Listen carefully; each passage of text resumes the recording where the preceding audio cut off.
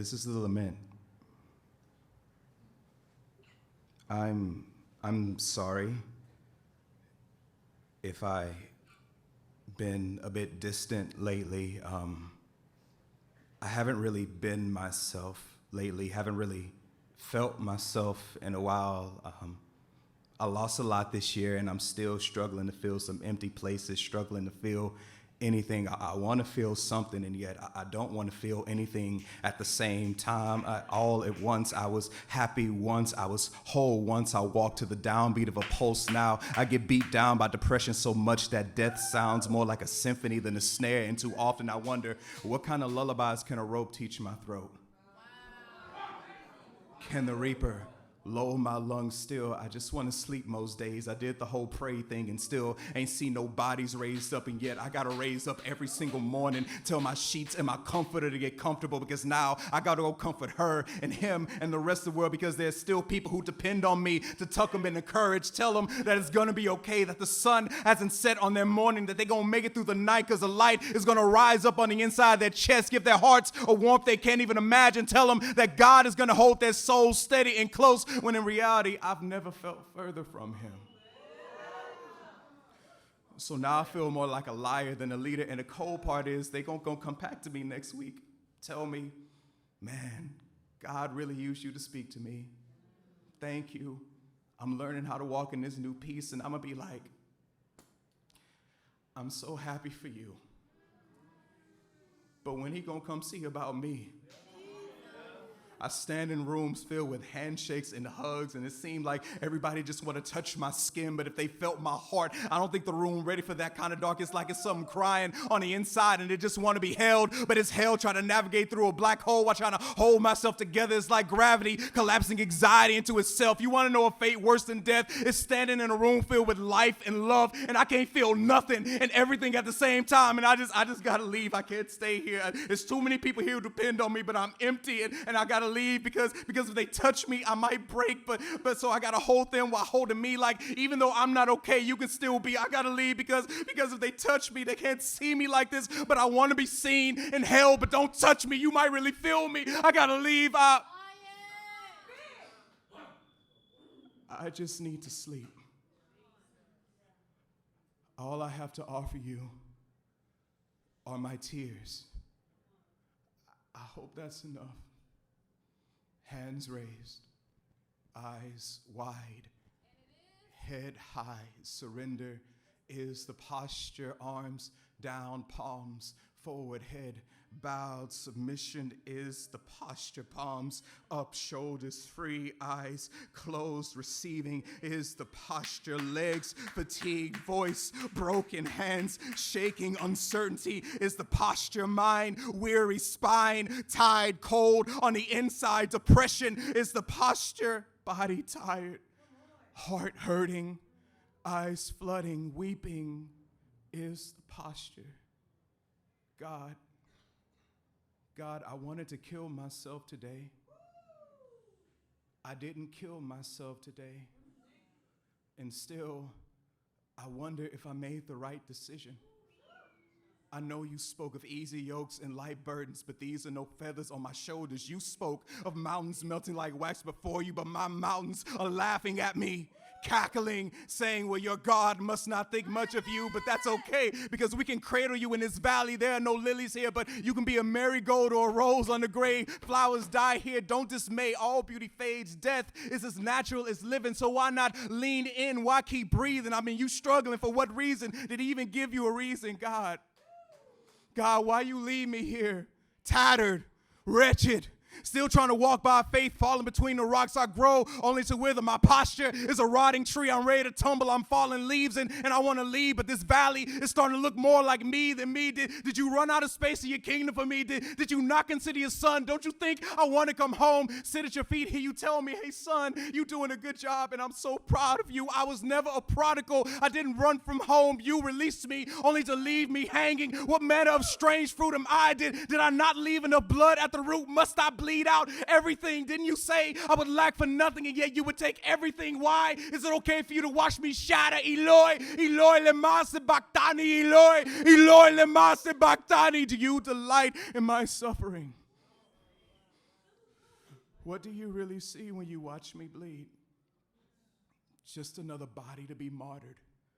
Just another heart falling apart.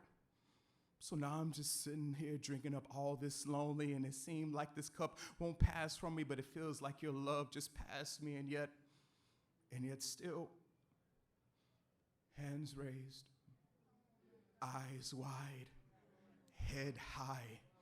Surrender is the posture, hard-pressed, perplexed, persecuted, struck down, thorn in my side, crucified, like the Lamb who died. Sonship is the posture, so sacrifice is the posture. And you know all about sacrifice, don't you? You know all about bleeding, don't you? To be poured out for a people, some who would never even acknowledge you as Savior, and yet here you are again, your love inhabiting my skin. Is that why I too also love them, even in the midst of this Gethsemane?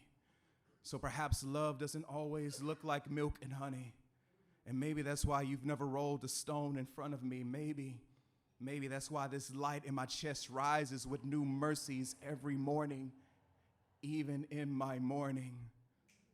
Does that mean resurrection is also the posture? Because it's not my desire to be crushed, but alas, that is how oil is made. Because to be anointed is not to be gifted. Gifts come freely.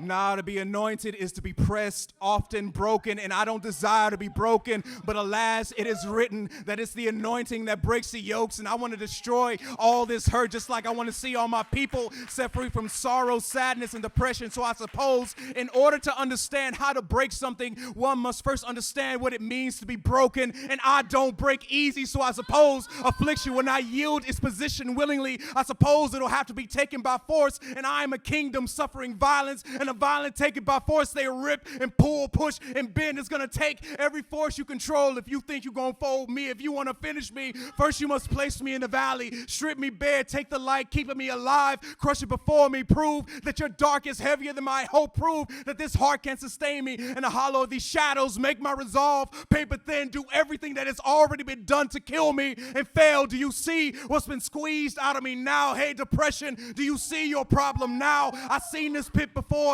Lay myself broken in the dust. I know what it is to be buried with nothing except a pulse and a purpose. So now I know this valley isn't my home. This valley is a stepping stone. I know that the hurricanes come to destroy and ravage, but by faith, the wind and rain is a rite of passage. Don't you know I'm built for long suffering? It's in my DNA to conquer. That there are many hymns hymned in the fabric of our bloodstreams, old sayings playing in the back of our minds. They grant us pause through the white noise and clouds. They remind us of the floods and trials, how we were chained by affliction but still found a way to dance through the dark. How destruction came to pluck up our plans, but could never uproot our hearts, could never flatline our lifelines, tried to hold us down and doubt, drown out all the hope, but we've already been baptized by storms, so overcoming is our norm. We found a home in the wind and rain. This is how breakthrough is made. And what is lightning if not God breaking through a night sky? Sometimes letting your light shine means you got to expose that darkness on the inside. So yes, I too am a broken sky, a weeping cloud, buried in grief and depression drowned, but there are lightning bolts in my veins. So though I despise this pain, though I am broken and weary, since I'm God's son, that means I'm too resurrection to stay buried. My portion might be painful now, but my promise is seeing all my people prosper. And as soon as I'm done with this lament, tell every opposition I'm not done. I'm still here. I'm coming, and they better run.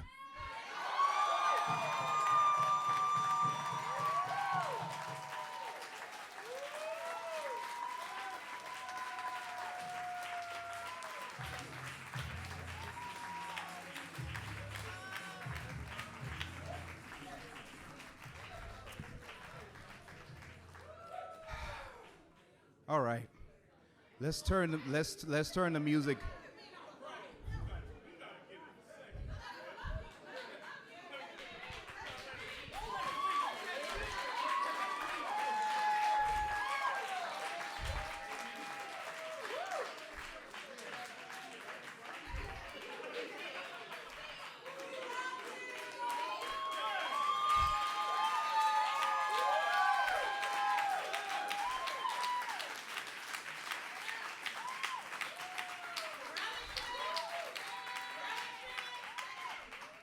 All right. It's good to see y'all. Um, a couple of things. One, we are running slightly over time. We did start a bit later. Okay, we did have to start because traffic was trafficking. Um, Man, listen, y'all. I did not expect tonight to go this way at all. Um, a couple things about my intention with this event. My intention with this event is pure, it's simple. Um, I want to build bridges. I think the biggest plight of the human is the plight of being misunderstood.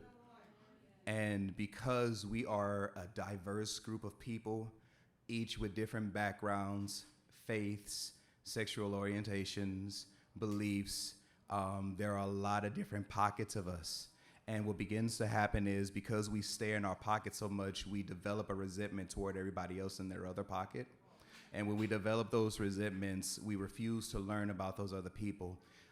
We also have this desire to reach people, but how can you reach somebody you don't build a bridge to? So because of that, if I say that I love you and that I want to see you do well, and maybe you believe something different than I do, right?